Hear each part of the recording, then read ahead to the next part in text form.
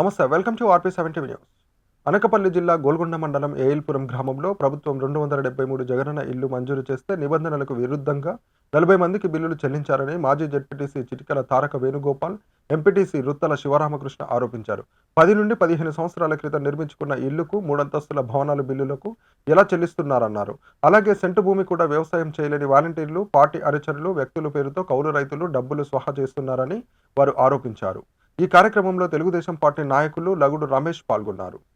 ఈరోజు మిమ్మల్ని అందరికీ పిల్లడానికి కారణం ఏంటంటే, మామూలుగా మన వైసీపీ నాయకులు మాటలు చూస్తుంటే ఏ మీటింగ్ అయినా అంటే పైన జగన్మోహన్ రెడ్డి నుంచి కింద ఎమ్మెల్యే గారు కానీ ప్రెసిడెంట్ గారు గ్రామంలో నాయకులు అందరూ కూడా మేము పార్టీలకు అతీతంగా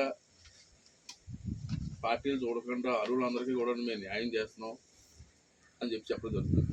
కానీ వాస్తవాన్ని చూస్తే అర్హత లేని వాళ్ళందరూ కూడా ఈ ప్రభుత్వ పథకాలు ఇవ్వడం జరుగుతుంది.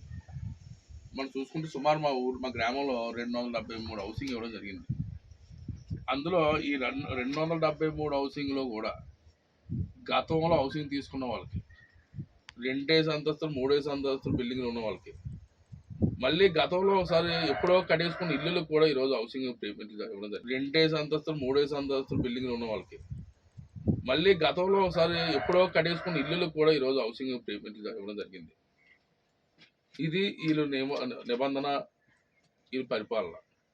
ఇదే కాదు, హౌసింగే కాదు, ఒక సైట్లు చూసుకున్న కూడా నిజమైన నిరుపేదలకు ఇవ్వకుండా అనర్హులందరికీ కూడా హౌసింగ్ సైట్లు, గవర్నమెంట్ సైట్లు ఇవ్వడం జరిగింది. దానిపై మేము ఎంత కంప్లైంట్ చేసినా ఏం చేసినా కనీసం ఒక యాక్షన్ తీసుకోలేదు, ఏమీ కూడా చర్యలు తీసుకోలేదు. హౌసింగే కాదు, ఆఖరికి రైతు రైతు భరోసా, ఈ రైతు కౌలు రైతుకి ఇచ్చి డబ్బులు కూడా కనీసం సెంటు భూమి లేని వాళ్ళకి, ఒక సెంటు వ్యవసాయం చేయని వాళ్ళు కూడా వాళ్ళ కార్యకర్తలకి, వాళ్ళ వాలంటీర్లకి ఈ డబ్బులు వాళ్ళ పేర్లు పెట్టి డబ్బులు వాళ్ళకి ఇస్తున్నారో మళ్ళీ అది నాయకులు తినేస్తున్నారు. కానీ అనర్హులకి అన్నీ కూడా ప్రభుత్వ పథకాలు ఇవ్వడం జరుగుతుంది. నిజమైన అర్హులకి, పేదలకి ఈ పథకాలు అందరికీ. అది ఈరోజు మా గ్రామంలో ఉన్న వైసీపీ నాయకుల తీరు. అంతేకాకుండా నిన్న నేను పేపర్లో చూసా, ఈరోజే ఈ ఫ్యాంక్షన్ల గురించి జగన్మోహన్ రెడ్డి గారి ఫోటోలు పాలాభిషేకాలు చేస్తున్నారు వైసీపీ నాయకులు. నిజంగా మీరు పాలాభిషేకం చేయడం కాదు, సిగ్గుపడాలి. ప్రభుత్వం వచ్చి 4.5 సంవత్సరాలు దాటిపోయింది. ఇంకొక 2 నెలలు 3 నెలల్లో ఎన్నికలు జరిగితే మీరు గత ఎన్నికలు ఇచ్చిన హామీ ప్రజలు మోసం చేసినందుకు సిగ్గుపడాలా? మీరు పాలాభిషేకం చేయడం కాదు. ఎందుకంటే ఆ రోజులో చంద్రబాబు నాయుడు గారు 1000 రూపాయలు పెన్షన్ ఇస్తామని చెప్పి ఎన్నికలు చెప్పడం జరిగింది. ఒకేసారి 1000 రూపాయల పెన్షన్ మొదటి సంవత్సరం పెంచిన ఘనత చంద్రబాబు నాయుడు.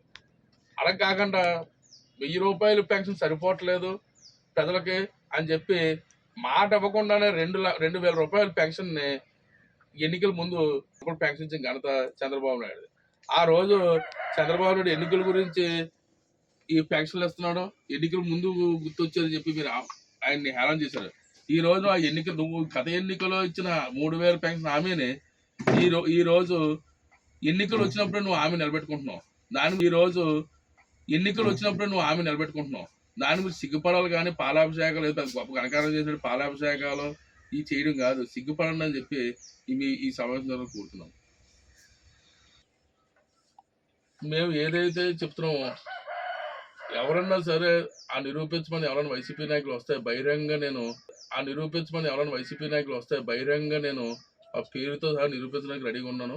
అంతేకాదు రేపు సోమవారం స్పందన కార్యక్రమంలో ఈ అన్నిటి మీద కలెక్టర్కి వెళ్ళి ఫిర్యాదు చేద్దామని చెప్పి మా తెలుగుదేశం తరఫున అందరూ కూడా నిర్ణయించుకున్నాం. రేపు సోమవారం వెళ్ళి కలెక్టర్ గారికి కూడా ఫిర్యాదు చేయడం జరుగుతుంది.